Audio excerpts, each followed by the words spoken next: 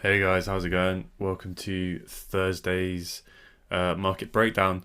I'm still not feeling anywhere near 100%, so yeah, my brain is not as sharp as it usually is, so bear with me a little bit on this one. But yeah, in terms of hard time frames, obviously not a lot has changed since the last video. Price has now pulled up into this area of daily supply.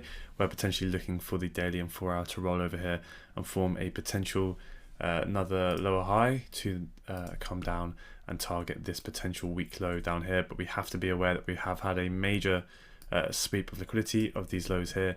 We filled up more demand within this daily sort of FU wick, right? That sweep wick, and the weekly still bullish, so we could break out from here and get that longer term move. Or potentially, right, we could be playing within this daily high here, and this could be the daily low, and this could simply end up just being a minor daily lower high that becomes liquidity, kind of like the scenario we had over here, where that was the true swing high, that was the true swing low, and this pullback was just a run on that liquidity there. So potentially we could get something a bit similar and still run over. So kind of three scenarios there really. Most prominent one will be that we get a lower high and we run down. Next one will be that we run this liquidity, right? We push up a bit higher, reject something within here, and then form that larger lower high and come down. Or actually, we eventually break out and go up higher. For our chart, yeah, so we started to have a bit of sensitivity here. I believe this was on Tuesday, and we started to pull back, but we failed to really kind of break below that minor low there. Just grab the liquidity below there, and now we've pushed up higher to fill more orders up within the EQ of here, and we've now come in towards this wick as well. Just during New York session today on Thursday, and we've seen a bit more of an aggressive sell-off. So for me, pretty much once we've got above the EQ of the range, sells a much higher probability. It's pro 4 hour and daily trend. It's in the premium. Obviously the longs you can still take intraday, but the shorts are kind of what really I would have my main focus on for those more higher probability entries, especially with kind of how choppy price action still is at the moment. Sells definitely have the higher RR potential in my opinion. So that's what I'd be focusing on. It would be nice to see a minor breaker structure below there if you are holding on to any shorts, to kind of then have the confidence to try and hold this down towards these weak lows, down towards here. Alternatively, right, you can see with kind of this internal structure, right, more kind of that larger 15-minute structure, that we are still pretty much bullish with this internal structure. So we may come up a little bit higher and mitigate something within these wicks before potentially seeing price start to roll over. Take a look at the 15-minute chart.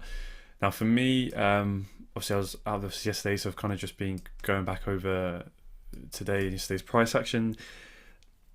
The 15-minute structure gets pretty messy, pretty confusing, because I think where we left it on Wednesday was around this section of price action here. So regardless of whether you had the M15 kind of mapped out the same way as I did at the start of the week, where I was essentially kind of viewing it as we had quite messy price action around here, and then we had this kind of one big push down. So for me, that was a very minor pullback. So obviously that would then be the swing low, not this, right? And then for me, you take the highest point before that low was broken. So that's why I picked that, and why we had such a large range. And I wasn't looking at kind of these swings here. That was all internal structure for me. So once we broke and closed up above that high, then, well, again, you have to take the lowest point, right? So that still became that low. Then we had a nice clearer pullback here, and then we broke up. It was a bit close, but on the data feed that I've got, maybe it's different on other data providers, but we just about had a closure above, which then gave me this as a swing low. So I'm more than happy with that. All right, so regardless whether you were looking at this or here, at this point, your kind of structure should be your swing low, especially when we got up to here, right? So you should have either had that as your swing low, or really this as your swing high, and you viewed that up as one bullish push, right? Or if you had it the way that I was marking it out, as this was kind of occurring around the time, I believe, of the recording, because I saw that as such a sharp movement down and then a sharp movement up. I saw that kind of as a strong low, and also that was at least kind of, let's see, it was pretty much 50% of the move, right? It looks like price came down to the EQ and then pushed up higher. Yeah, as you can see, well below the EQ there. So for me, I kind of viewed that as a time as a decent enough of a pullback. And of course it's quite small, it's quite a small leg, but kind of when you get further into that run, right, we're quite far into the run now and we're approaching that 4 hour zone. That's often what happens, right? You get a bit more corrective, you get smaller pullbacks, so then you can get that quicker trend change, and then you start trending to the downside, ideally. Or of course, what's happened, we build more liquidity, build a bit more liquidity, and then hopefully maybe we're now coming down, which we'll obviously get to in a bit. So I think that's still quite valid, kind of how I've consistently been trying to map structure. But what that then means is during the Asian session, whatever that be, Wednesday evening, going into Thursday morning, we then got that bearish break of structure here. We've got a pullback, and then we've got another bearish break of structure there.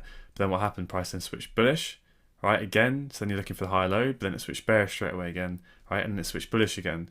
So generally when you're breaking highs and lows and then retracing, not committing, obviously means you're in more of a complex range.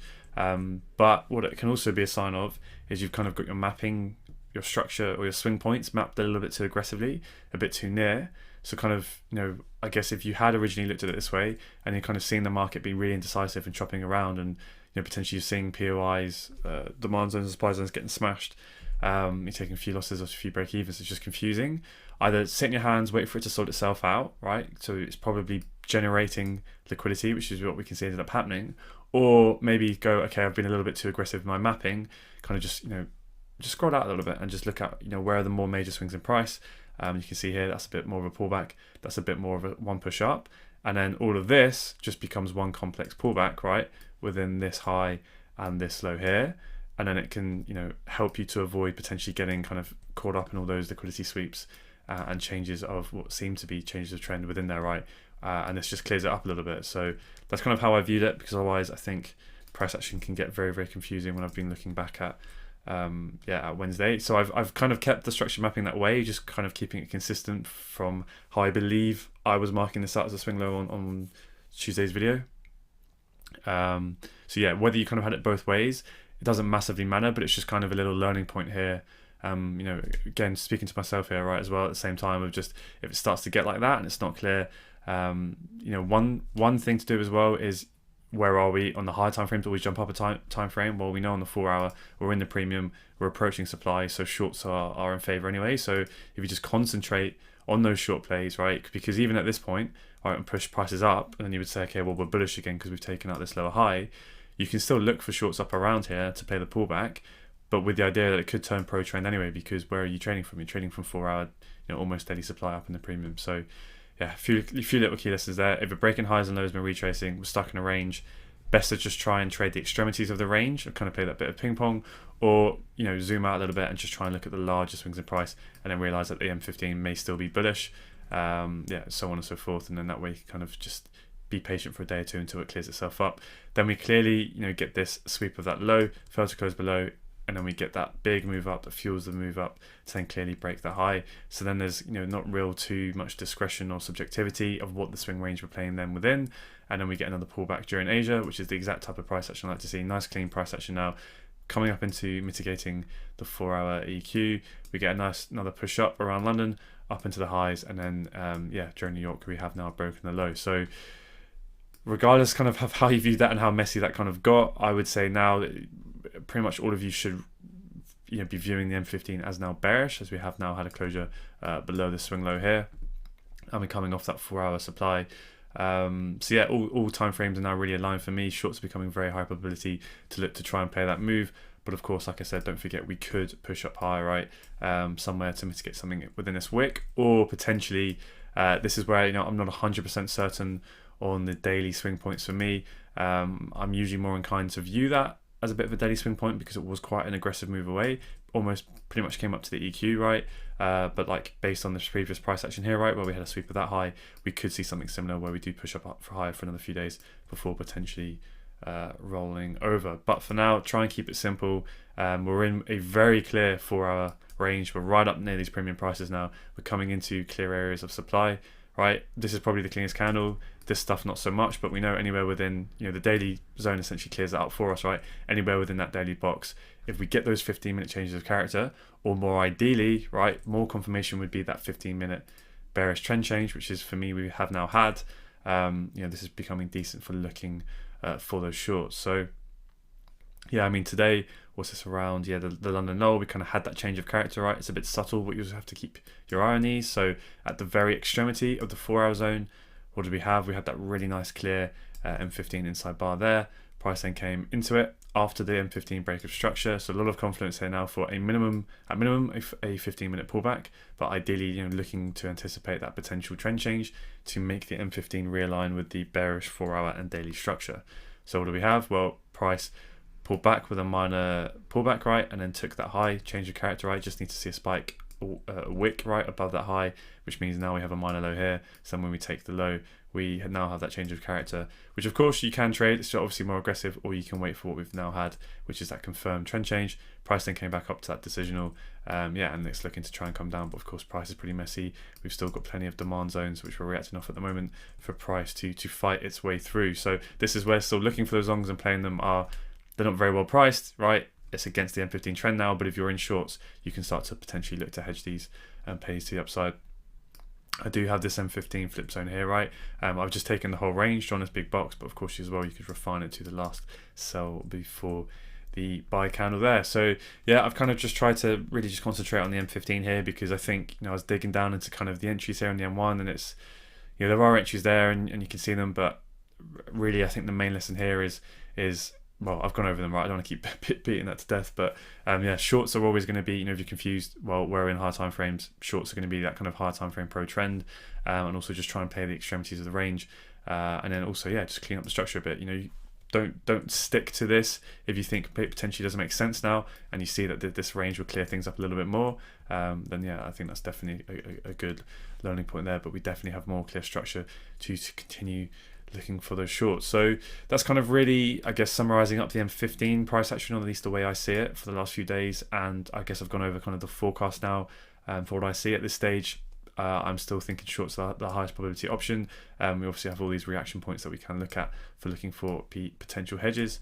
If you so wish to do so and trade counter trend. These are some of the POIs that we've had right there untapped from the last few days within the week. Obviously there are a few 4 hours that I haven't drawn on. Just reset this. You can see we're obviously reacting from this sell to buy here, but nothing really that major. We've got this range down here, and obviously this one at extreme, but I would expect that low to eventually go if price does make it down that far. So let's have a quick look at the M1 and see the price action today. So obviously we had that M15 change of character. This one price action was getting a lot cleaner, I think, today than yesterday. We obviously had this big build up of equal highs here, nice big sweep. And then these dotted lines are the M15 change of character, right, where we then came down. This was the last unmitigated point of demand, right, that broke those highs. Price came into it, had a pretty violent reaction, but it failed to put in a higher high, right, and then we broke the low. So essentially this whole buy to sell range, right, anywhere within there is a good area, I guess, to look to play that, that flip, play that failed reaction. Obviously you got the extremity there, so that would have been a very, very clean limit order. So it kind of looks like sort of a risk entry, but really it's just a much larger flip that you're playing, just because it's this big pullback. Let's have a look if there was a seconds entry within there, because there wasn't anything there on the M1 for me. Let's take a look. Okay, looks like there is. So the way I would have viewed this is that's kind of your last point of demand. Obviously price comes into it, tries to push up higher, we then break below, so then anywhere within this buy to sell range here would be essentially where you want to get short. Let's see how big that is. It most likely should be less than 2 pips. Oh, maybe not. Let's see. Yeah, no, it should be bit tight, but yeah, pretty much there. If you enter on the distal, or just enter at market as soon as price pulls back in, and then you would have been in a very, very nice pro trend trade, and that would definitely be one that you're let me see, hang on, let's go back to the 1 minute. So yeah, to be fair, at this point you only have if I get the 15 up at the same time, so this is getting you're selling from here, right? So you're selling back into that M15 buy to sell candle as well, but in terms of management, right, you are selling from the extremity has been mitigated within that 4 hour zone, right? That M15 there, you've tapped to the daily as well. You're selling right in the premium. So yeah, if you've got in that great position, you do want to be trying to push this as long as possible, but obviously we don't get the M15 confirmed bearish until here, so potentially you may have wanted to take some profits around here. But yeah, if you can do the hard work and get this well positioned, yes, price may come back up now to stop you out, so make sure you do pay yourself. But if you do want to kind of capitalize on those much larger swings, this is the type of area to do that. But of course, it may take a little while before we start to go.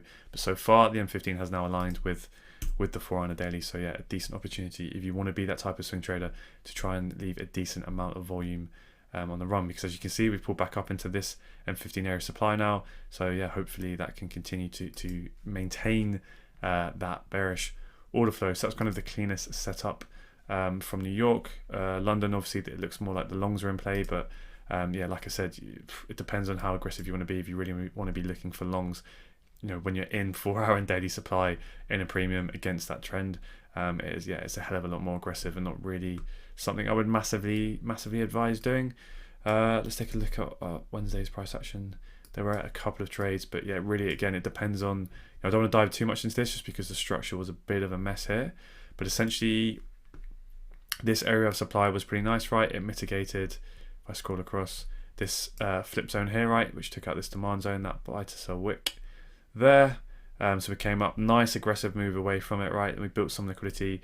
We switched bearish, but of course then it gets confusing because we're bearish again, and then we're bullish to come back up to this area here. But kind of one thing, of even if you viewed it as counter trend or pro trend, really good sign of then looking to get involved, even if you just see it as a day trade, is those aggressive moves in and out, right? Because you can see, right, how aggressive once price not only swept liquidity, but more importantly, came up into that zone, because this here is what that buy to sell M15 zone is, and when price came up, right, it didn't actually touch it, so it was completely fresh, right? It didn't touch it during the Asian session, and then what happens as soon as it fills those orders on distal, boom, like straight down. Okay, now for me, this is where the cleanest M1 entry was, because as we came down, there was no reaction. We just smashed straight through supply, and then we came up. So that wick for me was not rejecting anything on the M1. So that was there was no flip there, and then we came down. So if you're just looking at kind of standard continuations, that would be your entry there. But there's one thing you kind of have to be always mindful of, and why I think the flip zones increase the probability of these continuations is you've got the unmitigated extreme up here. So it's kind of that 50-50 case of, are we more likely to come to here or up to the extreme? Now we know with the EU, it's easy to kind of say with a pair like GU, we know a lot more it likes to prefer the extreme. EU not so much, but generally if I see a clean flip, like if we hadn't have spiked through here and if we had seen a very clean flip here, right, then I have a lot more confidence that it's not coming to the extreme. But when prices smash just straight through and it comes down like this, and now I'm looking in the live market thinking, is this an area in which I want to put my limit? Well, because I haven't seen that exchange between buyers and sellers here and we smash just straight through, then that makes me think potentially this could just be used for liquidity for price to come up to the extreme there. So that's why I just wait for price to come in and play the reaction, right? So you can go, okay, I have my two POIs, this one here or this one up above, and I'm just going to play the confirmation entry from either one of those. So obviously we start to react from this one, and we start to pull back, and then we make a higher high. So far demand is still in control, at least the most recent price action, right? You're looking for sellers to start stepping back in. Price comes down into, you could be looking at this whole range or the refined candle. It doesn't really matter. You should arrive at the same place because it stays bearish. Then it tries to go up, right? You see the demand stepping in. You see buyers trying to make that higher high. But then what happens? Price not only causes that reaction to fail, that's where your reaction line would be, but it also closes below or gives you that change of character below this internal low here. And then boom, you can sell anywhere within this buy to sell range, but obviously refining it to that extreme gives you your 2-pip stop. Really, really clean entry there. Not ideal. I'm not a big fan of entering around the London low. I can see they're about 10:30, and that's why it's quite choppy and horrible. But yeah, quite a reasonably clean entry from there. Just what I don't really like about it is just at that point structure is quite messy. But this is where, like I said, if the higher time frames are looking a lot cleaner, you're within a 4-hour supply zone, pretty much a daily supply zone at that point. It's pro 4-hour daily trend, and you're at the extremity of this move here. You got a fresh M15 supply zone. You see the aggressive move in and out. You've now seen your flip. You've got that confirmation entry from this POI. You've got more confidence this price is going to come to extreme. Now you've stacked a hell of a lot more probability in your favor for the short. And even if you think it's counter trend, then you just want to go for a quick 5-hour in and out. There you go. Or potentially you want to push it further, right? Even just down to the next swing low, you've got over 10R. Not bad for a what's that? Not even a couple of hours work, right? So that was quite a clean entry there. Just trying to think now. I kind of spotted anything too much else that I wanted to go over. The only other kind of one that I would think is worth mentioning is if you did clean up the structure, or you were a bit more conservative with your swing points and you looked at that as your M15 low and your M15 high, and then what do we get? Our favorite kind of type of price action, or it's a bit presumptive, but my favorite type of price action, I guess I could say, right, bang on New York. So open session timing, big volume stepping in. What do we get? We get a failure to close below a major low. So it's a sweep of liquidity, right? And then not only, let me zoom in on this so you can see. Not only do we get that sweep of liquidity, but we get a flip and a change of character. So there's the more sort of major one there, but if you're a bit more subtle, for me this is enough of a change of character where I'm just literally looking at the candles, right? Where you have the pullback with that inside bar, then the break of the low, and then price comes up, right? With this inside bar here, it reacts to this inside bar supply, right? So this being your supply zone here from this candle here. Price comes into it, it reacts, it fails to put in a lower low, so then it breaks up, so we get that change of character, and we get the failed reaction, right? So that's your change of character there. This now becomes your demand flip, right? So you can draw it from there, or obviously all the way down to the wick, and then boom, anywhere in here you can be looking for those longs, right? You don't have to jump down to M1, you can literally set an entry order in here, the EQ, wherever, and you're in a very, very tidy trade there. So let's take a look on the M1. Let's see what price action we got in there. So this would be price here coming into that M15 supply. Price reacts and then goes up with pretty much one straight push. So that would be kind of your M1 flip entry there. But its prices come down a long way. To be fair, it doesn't really have to change trend. Yes, arguably, that's a change of character if price breaks that low, because all of these candles are all part of the bullish move. But that's a pretty straight clean push. So taking that kind of just limit order there is definitely more than valid. Obviously, you can see price does ultimately spike a little bit lower, but maybe you want to play the M1 confirmation entry. You want to get another M1 flip when price comes into here, just to show you that it is holding and it's not coming down to the extreme.